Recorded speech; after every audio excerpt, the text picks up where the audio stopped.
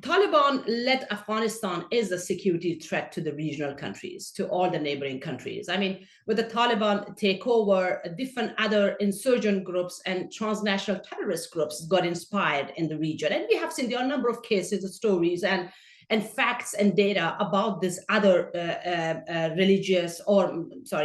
jihadist groups or transnational terrorist groups who had organized themselves both in Afghanistan and also in the region. So that is a threat. The Taliban-led Afghanistan could pose a serious threat to these neighboring countries. Now we see with the border crisis, we see with them actually giving sanctuary and shelter to those small transnational terrorist groups in Afghanistan. And because, I mean, Taliban, let's not forget, Taliban is a militant jihadist group, and their networks are with this other transnational jihadist group. So it's very difficult for Taliban to cut ties with those transnational terrorist groups, from where they get their support, from where they get their technical, financial, and leadership support. So that is actually naive to think that they cut ties with all those transnational terrorist groups. So by foundation, that is a problem for the regional countries, for Iran, for all the Central Asian states, that their ties with those transnational terrorist groups could pose serious threats to them, because that could provide, Afghanistan could provide sanctuary, and whenever there's time ripe, those could pose threats to these countries, particularly Iran as well. So that's one of the major issue that the regional countries have in terms of not recognizing the Taliban. And Iran has mentioned that several times in different diplomatic statements that they released from last 2 years almost. The second issue is the domestic crisis in Afghanistan. There is lack of a good governance in Afghanistan. There is small insurgencies in Afghanistan right now.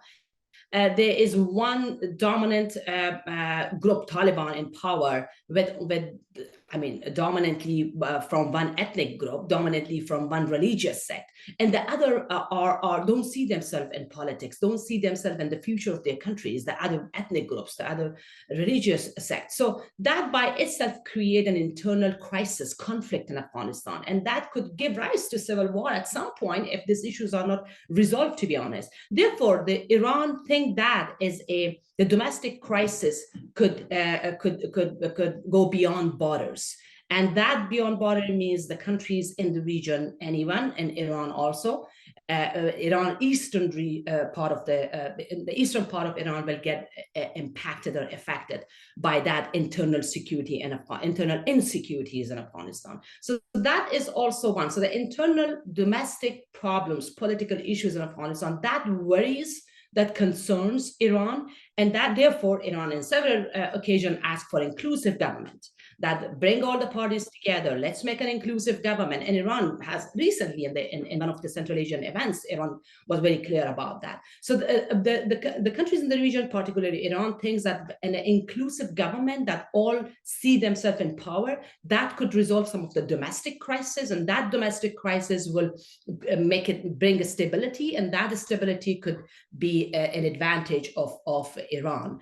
And therefore, I think at this point, the recognition is an issue, because inclusive government is not placed, because protection of women's rights and human rights is really not promised and not executed.